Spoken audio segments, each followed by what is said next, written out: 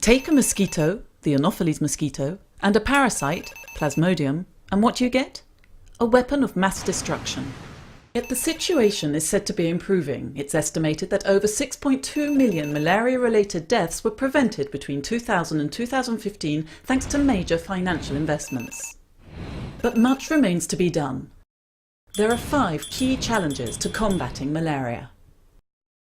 Challenge number 1, climate change. Longer and more intense rainy seasons are generally synonymous with an increase in cases of malaria.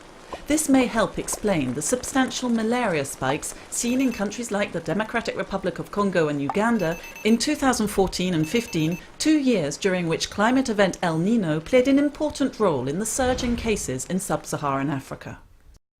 Challenge number 2, insecticide-resistant mosquitoes. Vector control efforts are a crucial component of malaria control strategies and include the use of insecticide-treated mosquito nets for personal protection. According to the World Health Organization, half of the population of Africa have access to them.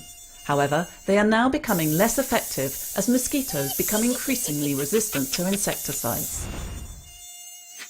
As it is also important to implement strategies to prevent mosquitoes breeding and spreading, this year MSF launched an insecticide spraying operation in Chad, in 22,000 homes in the Mosala region.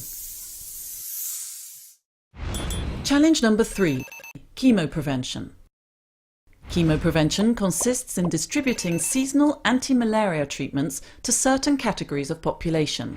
This preventive treatment helps to reduce malaria by as much as 30% among pregnant women and babies.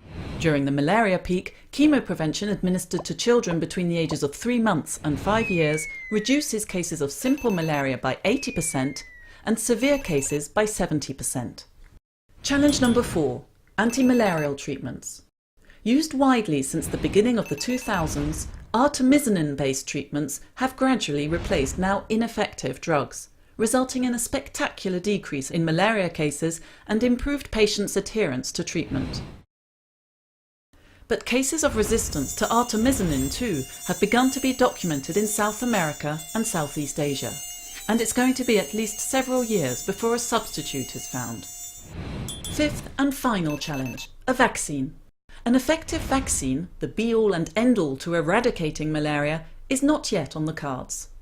The one vaccine currently available is of limited effectiveness against severe forms of the disease. It also requires 4 doses with long intervals between each one, making it almost impossible to use in the field. Only the development of an effective, affordable and easy-to-use vaccine will constitute significant progress in controlling one of the primary child killer diseases. Combating malaria requires rising to these challenges and adapting to different environments. A combination of patient treatment, mosquito control and chemoprevention, along with improved living conditions, has resulted in the eradication of malaria in several countries of Europe and the Americas.